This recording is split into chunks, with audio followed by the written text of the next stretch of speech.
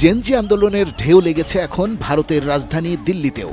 শিক্ষামন্ত্রী ধর্মেন্দ্র প্রধানের পদত্যাগের দাবিতে কথিত ককরোচ জনতা পার্টির ডাকে বিক্ষোভে পুলিশের মারমুখী অবস্থান নেয়ার পর আন্দোলনের সমর্থনে রাজপথে এখন সব বিরোধী দল।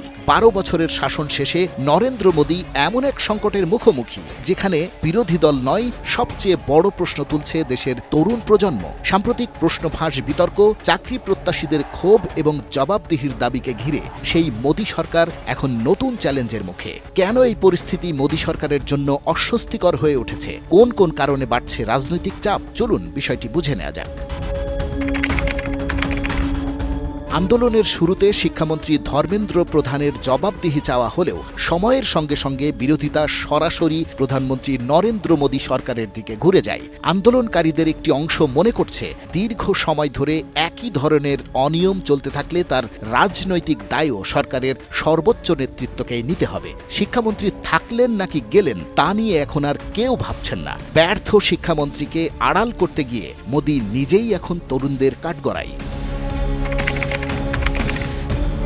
এই আন্দোলনের পেছনে কোনো একক নেতা বা রাজনৈতিক দলের ভূমিকা নেই। শুরুতে প্রধান বিচারপতির একটি মন্তব্যকে ঘিরে সামাজিক যোগাযোগ মাধ্যমে ককরোচ জনতা পার্টি বা সিজেপি নামে ব্যঙ্গাত্মক একটি প্রচারণা শুরু হয়েছিল, কিন্তু খুব দ্রুত সেই গণ্ডি পেরিয়ে আন্দোলন ছড়িয়ে পড়ে দেশের বিভিন্ন জায়গায়। যন্তর মন্তর থেকে সংসদ ভবনের আশপাশ সব জায়গায় যে মানুষকে দেখা যাচ্ছে তাদের বেশিরভাগই শিক্ষার্থী ও চাকরি প্রার্থী। তারা নিজেরাই রাস্তায় নেমেছেন। কাউকে বাসে করে এনে ভিড় করা হয়নি, আবার কোনো এক নেতার ডাকেও সবাই নামেননি। এ কারণেই এই আন্দোলন থামানো সরকারের জন্য কঠিন হয়ে উঠেছে, কারণ এখানে এমন কোনো একক নেতা নেই যাকে সরিয়ে দিলে বা চাপ দিলে পুরো আন্দোলন থেমে যাবে।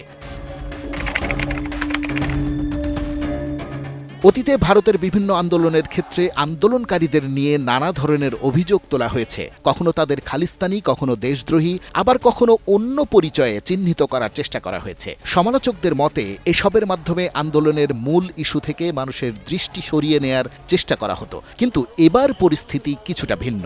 আন্দোলনের মূল দাবি প্রশ্নফাঁস বন্ধ করা, স্বচ্ছ পরীক্ষা ব্যবস্থা এবং কর্মসংস্থানের সুযোগ নিশ্চিত করা। এতে দেশের বিভিন্ন ধর্ম, জাতি ও অঞ্চলের সাধারণ শিক্ষার্থী ও চাকরি প্রার্থীরা অংশ নিচ্ছেন। তাই আন্দোলনকে কোনো একটি গোষ্ঠীর সঙ্গে যুক্ত করে দেখানো সহজ হচ্ছে না। এছাড়া আন্দোলনকারীরা শান্তিপূর্ণভাবে কর্মসূচি পালন করার চেষ্টা করছেন, ফলে আন্দোলনকে সহিংস বা উস্কানিমূলক বলে প্রচার করার সুযোগও আগের তুলনায় অনেক কম বলে মনে করছেন অনেক বিশ্লেষক। আন্দোলনে অংশ নেয়া অনেক শিক্ষার্থী ও চাকরি প্রার্থীর অভিযোগ, প্রশ্ন ফাঁসের মতো গুরুতর ঘটনার পরও তারা দ্রুত ও কার্যকর সমাধান পাননি। এ কারণে তাদের একাংশের মধ্যে বিচার ব্যবস্থা, সংসদ এবং মূলধারার গণমাধ্যমের ভূমিকা নিয়ে হতাশা তৈরি হয়েছে। আন্দোলনকারীদের দাবি, তাদের সমস্যাগুলো যথেষ্ট গুরুত্ব দিয়ে আলোচনা করা হচ্ছে না। একই সঙ্গে কিছু টেলিভিশন চ্যানেলের সংবাদ পরিবেশন নিয়েও তারা অসন্তোষ প্রকাশ করছেন। এসব কারণেই অনেক শিক্ষার্থী মনে করছেন নিজেদের দাবি জানানোর সবচেয়ে কার্যকর উপায় এখন রাজপথেই শান্তিপূর্ণভাবে আন্দোলন চালিয়ে যাওয়া। সময়ের সঙ্গে সঙ্গে দাবির পরিধি বেড়েছে। এখন শিক্ষার্থী ও চাকরি প্রার্থীরা জানতে চাইছেন বারবার প্রশ্ন ফাঁস কেন হচ্ছে, এর জন্য দায়ী কারা, ভবিষ্যতে এমন ঘটনা ঠেকাতে সরকার কি পদক্ষেপ নেবে এবং দায়িত্বে থাকা ব্যক্তিদের বিরুদ্ধে কি ব্যবস্থা নেওয়া হবে। আন্দোলনকারীদের অভিযোগ, দীর্ঘ সময় পার হলেও সরকার তাদের সঙ্গে অর্থবহ আলোচনা করেনি। তাই তারা মনে করছেন কেবল আশ্বাস নয়, এবার স্পষ্ট জবাব ও কার্যকর পদক্ষেপ প্রয়োজন। তাদের দাবি, এই ইস্যুর সুষ্ঠু সমাধান না হওয়া পর্যন্ত আন্দোলন চালিয়ে যাওয়ার চাপ সরকারের ওপর থেকেই যাবে। সরকারের প্রতিক্রিয়া নিয়ে বিরোধী দল ও সমালোচকদের নানা প্রশ্ন রয়েছে। তাদের মতে প্রাথমিক পর্যায়ে দ্রুত ও কার্যকর রাজনৈতিক উদ্যোগ না নেয়ায় অসন্তোষ আরও বেড়েছে। ফলে পরিস্থিতি সামাল দেয়া আগের তুলনায় কঠিন হয়ে উঠেছে। কেননা আন্দোলনকারীরা শান্তিপূর্ণভাবে কর্মসূচি চালিয়ে যাওয়ায় পরিস্থিতি মোকাবেলায় সরকারের জন্যও সিদ্ধান্ত নেয়া সহজ হচ্ছে না। একদিকে আন্দোলনকারীদের দাবি, অন্যদিকে রাজনৈতিক চাপ। দুই দিক সামলাতে সরকারকে সতর্কভাবে এগোতে হচ্ছে। তাই অনেক বিশ্লেষকদের মতে এটি মোদী সরকারের জন্য সাম্প্রতিক সময়ের অন্যতম বড় রাজনৈতিক চ্যালেঞ্জে পরিণত হয়েছে।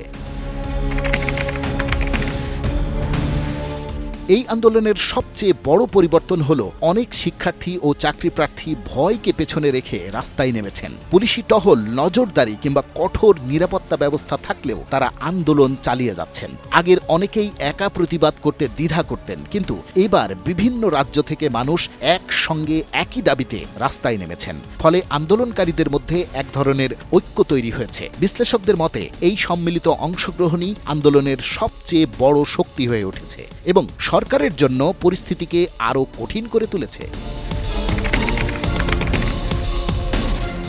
এদিকে আন্দোলন ঘিরে বিরোধী দল কংগ্রেসও সরব হয়েছে। কংগ্রেস নেতা রাহুল গান্ধী ও দলটির অন্যান্য শীর্ষ নেতারা আন্দোলনকারীদের দাবির প্রতি সমর্থন জানিয়েছেন এবং প্রশ্ন ফাঁসের ঘটনায় সরকারের জবাবদিহি চেয়েছেন। ২১ জুন বিক্ষোভ কর্মসূচিকে কেন্দ্র করে রাহুল গান্ধীকে পুলিশ আটক করার ঘটনাও রাজনৈতিক অঙ্গনে নতুন বিতর্ক তৈরি করেছে। বিরোধীদের অভিযোগ, আন্দোলনের সময় প্রধান বিরোধী নেতাকে আটক করার মাধ্যমে সরকারের সমালোচনাকে দুর্বল করার চেষ্টা করা হয়েছে। অন্যদিকে সরকার ও আইন শৃঙ্খলা রক্ষাকারী বাহিনীর পক্ষ থেকে বলা হয়েছে আইন শৃঙ্খলা বজায় রাখার স্বার্থেই প্রয়োজনীয় ব্যবস্থা নেওয়া হয়েছে। ফলে এই ঘটনাকে ঘিরে রাজনৈতিক উত্তেজনা আরও বেড়েছে এবং আন্দোলনও নতুন মাত্রা পেয়েছে।